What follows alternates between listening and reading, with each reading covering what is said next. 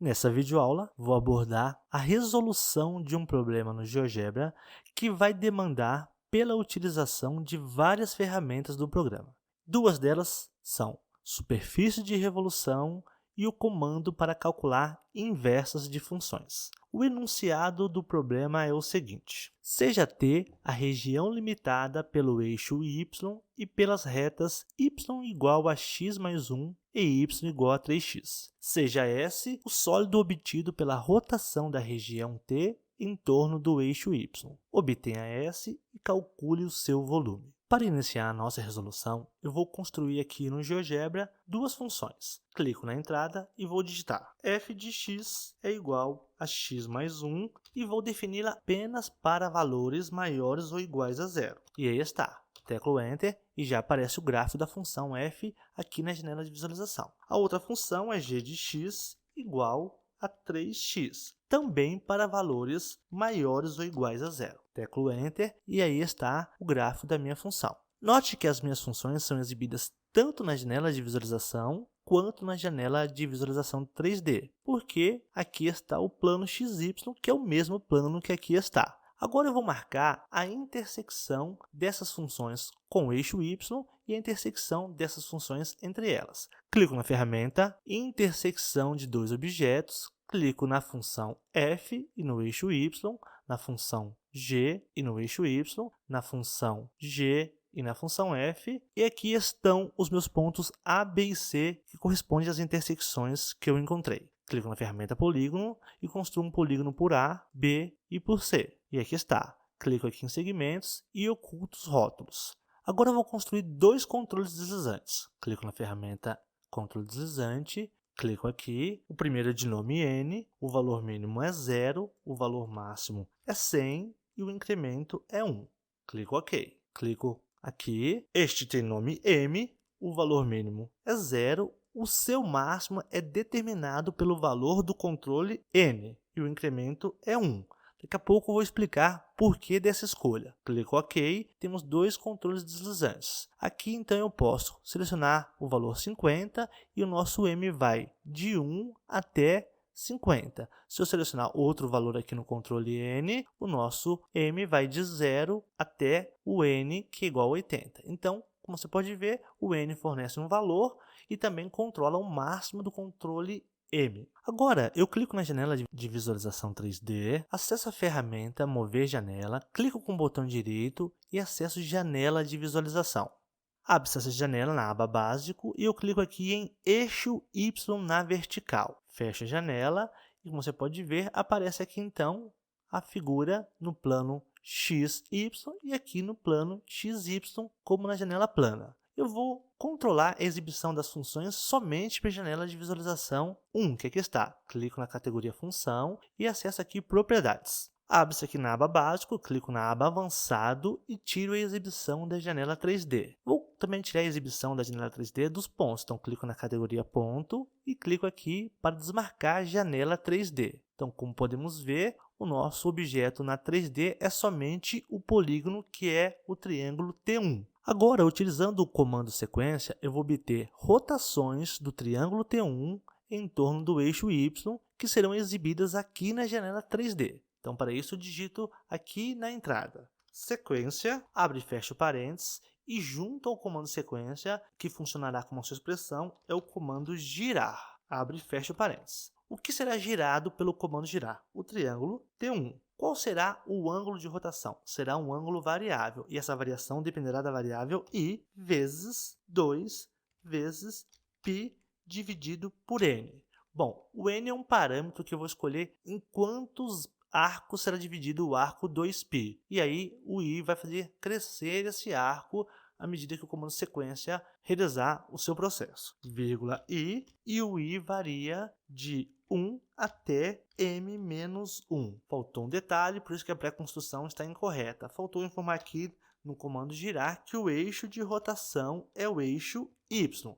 E agora, como você pode ver, a construção fica correta. Essa é uma utilidade interessante do GeoGebra. A pré-construção já nos diz alguma coisa do comando e a gente pode confirmar após consertar a digitação do comando. Teclo aqui, Enter, e está aqui já construído como eu queria. Vou modificar alguns parâmetros de exibição do meu resultado, que é a lista 1. Clico com o botão direito e acesso propriedades. Abre-se essa janela, eu vou clicar aqui em cor, vou modificar a cor aqui para um cinza, vou aqui em estilo, vou modificar aqui a espessura da linha para 1, a opacidade do traço vou modificar um pouquinho para 75% e estilo das linhas escondidas vou clicar em invisível. Na aba avançado, eu vou tirar a localização, a exibição da janela plana, para exibir somente toda a minha figura na janela de visualização 3D. Fecho essa janela e agora vamos tentar entender os controles N e M. Vou colocar aqui então o meu N em 50. Então quer dizer que vai dividir em 50 partes todo o meu contorno. E agora o meu M, ele vai então começar em 1 e vai até 50, ele vai formando a forma de revolução. E aí está. Para a gente poder visualizar um pouco melhor, o que eu vou fazer? Eu vou modificar o parâmetro aqui em propriedades. Então, clico com o botão direito na lista 1, acesso propriedades, exibe então aqui essa janela. E aqui então, na aba cor, eu vou modificar a transparência para 0. E aqui fecho.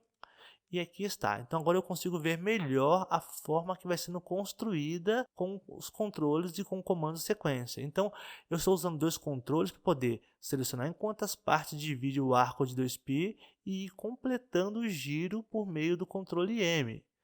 Olha, é importante você voltar essa videoaula, depois parar lá na construção do comando sequência e verificar como ele foi construído, né? E aqui você consegue observar então o seu objeto sendo construído e aqui em verde aparece este objeto que está sendo rotacionado. Então é uma forma interessante de mostrar a construção de uma forma de revolução. Agora eu vou calcular o volume desse objeto de revolução. Para isso, vou utilizar o teorema de Pappus para o cálculo de volume. Segundo esse teorema, se uma figura plana gira em torno de um eixo de seu plano, o volume V gerado é igual ao produto da área dessa figura pelo comprimento da circunferência descrita pelo seu baricentro. Bom, então como que eu calculo esse volume? Primeira coisa, eu tenho que obter o baricentro, o centro de gravidade do meu polígono. Então eu digito aqui centro, já aparece centro de gravidade, eu digito o parâmetro que é o polígono T1, teclo Enter e lá está meu ponto E, que é o centro de gravidade. Bom, como é que calculo o volume? Segundo o teorema de Pappus, V é igual à área dessa figura, que é T1, vezes 2 vezes π vezes a distância do seu baricentro ao eixo de rotação, que é dado pelo x do ponto E. Teclo Enter e foi calculado aqui então V igual a 0,26. Obteve aqui uma aproximação decimal. Eu vou exibir a janela QES e vou fazer o mesmo cálculo utilizando agora o cálculo na janela QES. Dou 2 cliques aqui, copio aqui a expressão do cálculo e vou aqui digitar como se fosse um volume 2. V underline 2, 2 pontos igual e colo aqui a minha expressão do cálculo do volume. Teclo Enter. Como você pode observar, aqui na janela QES o resultado foi 1 sobre 12 vezes π. Então, que é uma outra forma de obter o resultado do cálculo, só que agora utilizando uma representação simbólica. Vou fechar essa janela. Suponha que você não quisesse construir a forma de revolução como nós construímos aqui. Você gostaria de obter, de fato, uma superfície a partir da sua função. Então, para isso, nós vamos utilizar o comando superfície, que vai calcular superfícies a partir de funções. Vamos, então, aprender como lidar com esse comando superfície. Então, para isso, eu preparei esse arquivo aqui, que tem uma função f de x igual a seno de x mais 2 no intervalo de 0 a 5 e eu vou parametrizar essa função tanto em torno do eixo x, como do eixo y, como do eixo z para obter então formas de revolução em torno do eixo x que obedeçam esse contorno aqui da figura. E para isso eu vou utilizar o comando superfície. O comando superfície ele tem a seguinte sintaxe: expressão, outra expressão, variável do parâmetro 1, o seu valor inicial, o seu valor final, variável do parâmetro 2, o seu valor inicial e o seu valor final. Eu vou apagar tudo isso aqui para a gente não se confundir e vamos digitar aqui como obter essa figura como se fosse rotacionada em torno do eixo vermelho, que é o eixo x. Para obter uma parametrização em torno do eixo x, a variável x vai ser igual a t. E a variável y vai ser igual a quanto? Vai ser igual a f de t vezes cosseno de uma outra variável. Que outra variável? Vou escolher aqui então uma variável alfa. Poderia escolher outro nome, mas vou escolher alfa. Agora a variável z vai ter o quê? F de t vezes seno de alfa. Vou então copiar o meu alfa aqui, Ctrl C, e colar ele aqui. Agora eu vou informar, esses parâmetros t e alfa variam de quanto a quanto? O t varia de 0 a 5, como varia o x. O alfa varia de 0 até 2 vezes π.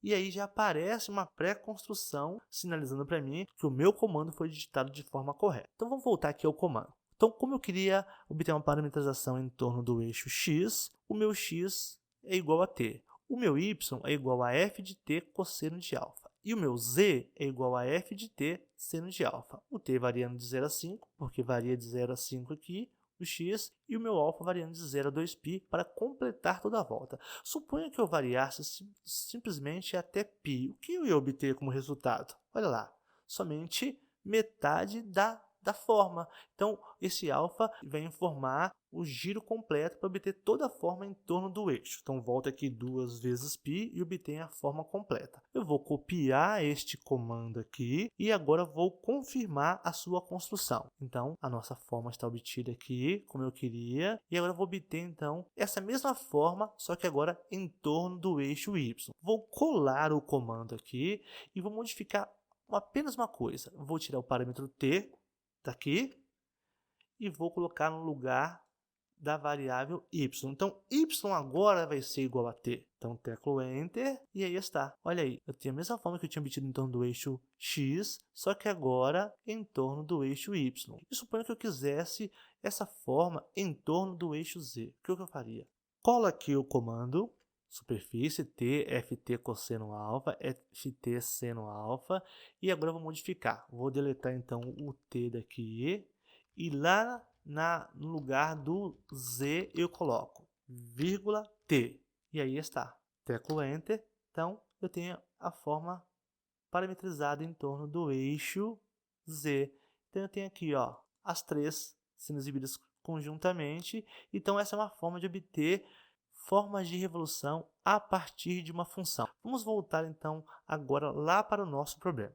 Então aqui no nosso problema eu vou ocultar a minha lista 1, que obtém a forma de revolução, vou ocultar o ponto E e vou ocultar também a exibição do triângulo nas duas janelas.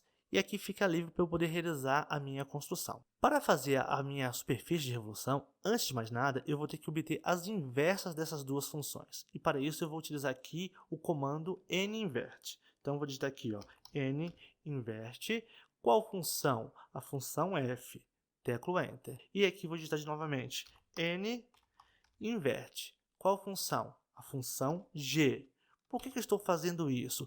Eu quero rotacionar em torno do eixo y aqui. E para fazer isso eu vou obter a mesma forma e vou simular essa rotação em torno do eixo x com as inversas da função. Agora eu clico na ferramenta intersecção dos objetos, encontro a intersecção desses dois objetos e desse objeto com o eixo x. Agora eu tenho os pontos G e o ponto F aqui que marcam os meus limites. O G tem abscissa 1 e o F abscissa 1.5. Então eu vou parametrizar duas funções. Essa função, que é h, que está indicando seu nome aqui, ó, e a função p, cujo nome está aqui. Vou parametrizar primeiramente essa e vou obter aqui uma forma de revolução em torno do eixo x. Só para a gente fazer um teste. Como que eu faço isso? Digito superfície e agora eu vou digitar os parâmetros da minha parametrização. Eu quero parametrizar em torno do eixo x, então eu digito t e agora, qual é o nome da função? h. h de t vezes cosseno de alfa. Vou aqui então no símbolo, clico em alfa, já vou aproveitar e vou copiar o alfa, e agora eu coloco vírgula e vou agora para o z igual a qual parametrização? h de t vezes seno de alfa. Agora eu vou informar de onde a onde variam os meus parâmetros. O meu parâmetro t varia do x do g, o x do g é 1, até o x do f. O x do f é 1.5. E o meu alfa varia de 0 até 2 vezes π. E lá está o meu resultado. Só que eu não queria esse resultado aqui. Eu queria esse resultado em torno do eixo y. Então eu vou fazer o seguinte. Eu vou tirar o t aqui do x e vou colocar o t aonde? Aqui. E o meu resultado já está lá onde eu esperava. teclo Enter e confirmo a construção. Está aqui. Agora eu vou construir a revolução dessa parte aqui, que vai dar uma forma aqui fora. Então, eu vou fazer a mesma coisa. Vou digitar aqui o comando superfície, abre e fecha parênteses, e vou digitar a minha parametrização. Qual função agora? Função P. Então, eu digito P de T vezes cosseno de alfa, T, P de T vezes seno de alfa. Aqui o parâmetro T variando de quanto a quanto? De x de B até x de F. Então, x de B é 0 e o x de F é 1,5. E agora o alfa variando de 0 até 2 vezes π.